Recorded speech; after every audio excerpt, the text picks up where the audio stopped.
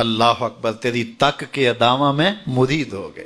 اس بوڑھی عورت کا قصہ بھی آپ نہیں بھول سکتے، جو گھر کا سامان باندھ کے اپنے دروازے پہ بیٹھی ہوئی تھی، اور اس نے سنا تھا مکے میں ایک جادوگر آیا ہے جسے ملتا ہے اس کا دین چھین لیتا ہے، کہیں ایسا نہ ہو کہ کہیں اس سے ملاقات ہو جائے اور وہ دین ہی میرا چھین لے، مجھے شہر چھوڑ دینا چاہیے۔ گھر کے تھڑے کے اوپر سامان باندھ کے بیٹھی ہے، حضور بھی گزرے، اس نے دیکھا تو کہا بھتیجے یہ سامان میرے سر پہ رکھ دے۔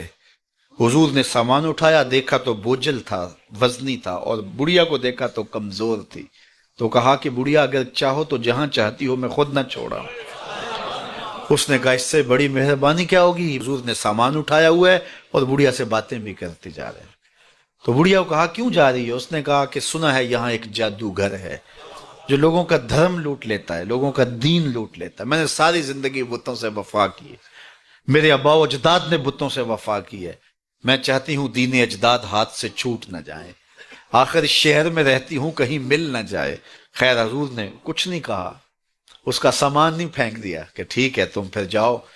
سامان اس کا اٹھایا اور جہاں تک اس نے جانا تھا سامان پہنچایا، سامان سپرد کر کے واپس پلٹنے لگے تو اس نے کہا بچے اپنا نام تو بتا دے، لوگ کہیں گے کہ مکہ چھوڑ آئی ہو تو بتاؤں گی ایک جادوگر کے دکھ سے چھوڑ آئی ہوں، تو وہ کتنا برا بھلا کہیں گے شہر مکہ کو کہ جس مکہ سے لوگ نقل مکانی کرنے پہ مجبور ہو گئے ہیں۔ تو میں انہیں یہ بھی بتاؤں گی کہ جس مکے میں جادوگر رہتا ہے اتنا اچھا نوجوان بھی رہتا ہے، تو تیرا نام لیا کروں گی، تیرے قصیدے پڑھا کروں گے۔ تو حضور علیہ السلام مسکرا پڑے، کہا بڑھیا جس جادوگر سے بھاگ کے آئی ہے وہ تیرے سامنے کھڑا ہے۔ اس نے کہا سچ سے آپ ہی محمد ہیں؟ حضور نے فرمایا نام میرا یہی ہے۔ تو اس نے کہا پھر آپ کا جادو میرے پہ چل گیا ہے۔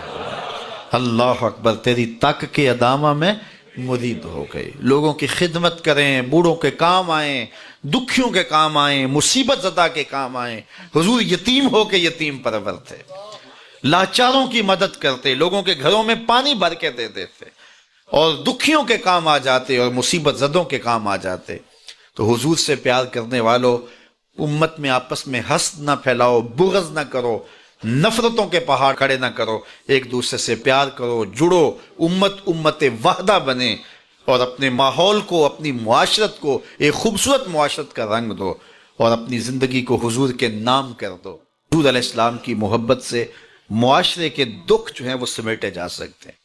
آقا کریم علیہ السلام نے محبت سے ہی معاشرت کو جو ہے وہ اپنے قریب کیا، اور لوگ ایمان کی دولت سے مالا مال ہو گئے۔ وہ ایک بچہ آیا نا اپنی ماں کے لیے لباس لینے کے لیے، اور پہلے وہ گیا اپنے چچا کے پاس، اس کی ماں بیوہ تھی اور اس کا لباس پھٹ گیا تھا، اور وہ اپنے چچا کے پاس گیا تو اس نے دتکار دیا۔ ماں نے اس کو روکا تھا بیٹا نہ جانا، لیکن اس نے کہا کہ تیرے بدن کے اوپر جو لباس ہے وہ بھی پھٹ گیا ہے اور جگہ جگہ سے جسم جھلک رہا ہے، تو میں اپنے چچا سے آپ کے لیے لباس لے کے آتا ہوں۔ پھر جو رویہ اس نے اختیار کیا تو واپس روتا ہوا آ رہا تھا، تو کسی نے راستے نے پوچھا کہ کیا ماجرا ہوا؟ اس نے کہا چچا کے پاس گیا تھا ماں کے لیے لباس لینے، اس نے تو لا کے بھیج دیا۔ اللہ اکبر۔ تو اس نے کہا کہ جا سین حرم میں محمد نام کا ایک شخص بیٹھا ہوا ہے، اگر تو اپنا دکھڑا اس کے سامنے پیش کرے تو وہ امید ہے تمہیں رد نہیں کریں گے، لیکن سن لے ان کا دین کوئی اور ہے۔ اللہ اکبر۔ اپنے ماں کے پاس آیا تو ماں کو کہا کہ چچا نے رلا کے بھیج دیا، لیکن آپ کی حالت مجھ سے دیکھی نہیں جا رہی۔ بچہ ابھی شعور کی منزلوں میں قدم رکھ رہا تھا، پہلے بہت چھوٹا تھا، اب اس کے اندر ایک جذبات تھے بچے کے اندر۔ تو ماں نے کہا کہ بیٹا نہیں، ان کے پاس نہیں جانا، سنا ہے کہ جو ان سے ملے دین دھرم چھین لیتے ہیں اس کا۔ اللہ اکبر۔ تو حضور علیہ السلام کے پاس جانے سے ماں روکنے لگی، لیکن بچے نے کہا کہ امی میں پکا رہوں گا، بتوں کا وفادار رہوں گا، تم اس ٹینشن کو، اس پریشانی کو چھوڑ دو۔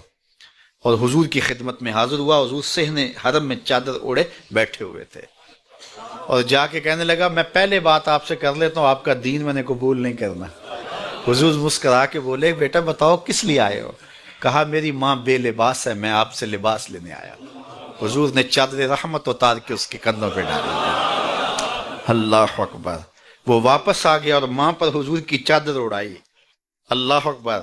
اور ماں نے کہا کہ بیٹے اس نے اپنا دین تو نہیں تجھے دیا؟ کہا نہ، میں نے پہلے کہہ دیا تھا تیرے دین نہیں مانوں گا۔ ماں کہنے لگی پتر اس کا دین ماننا چاہیے، یہ جس نے رحمت کی چادر ہمارے سر پہ تان دی۔ کچھ لوگ کہتے ہیں جی بس میں تو اللہ کی مخلوق کی خدمت کرتا ہوں، میں تو حج بھی نہیں کیا، اس کے پیسے بھی غریبوں کو دے دیے ہیں۔ وہ تبلیغ کرتے ہیں لوگ کہ جناب قربانی کے پیسے بھی اگر غریبوں میں دے دیے جائے تو یہ زیادہ اچھا ہے، ان کی مدد ہو جائے۔ تو وہ اس خدمت خلق میں اتنا غلو کر جاتے ہیں کہ وہ اسلام کے شعار کا مذاق اڑانے لگ جاتے ہیں، اور جو عبادت والے ہیں انہیں ہمسائے کو دیکھنے کا موقع بھی نہیں ملتا۔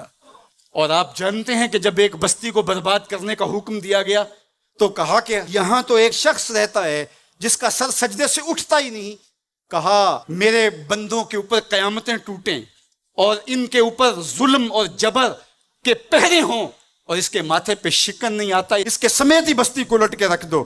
یار عبادت کرتے ہو لیکن ہمسایوں کا خیال بھی رکھو۔ میرے حضور علیہ الصلوۃ والسلام نے لعاب پھینکا نا تو صحابہ نے اپنے ہاتھوں پہ لے کے اپنے منہ پہ بن لیا۔ آپ نے عشق اور محبت کی لوک داستانیں بڑی سنی ہوں گی، لوگوں نے نہریں بھی کھودیں، لوگوں نے محبوبوں کے لیے کیا کچھ نہیں کیا، لیکن آج تک آپ کو ایسا نہیں ملا ہوگا کسی محب نے محبوب کا لعاب بھی چاٹا ہو۔ کائنات میں یہ انوکھا باب ہے۔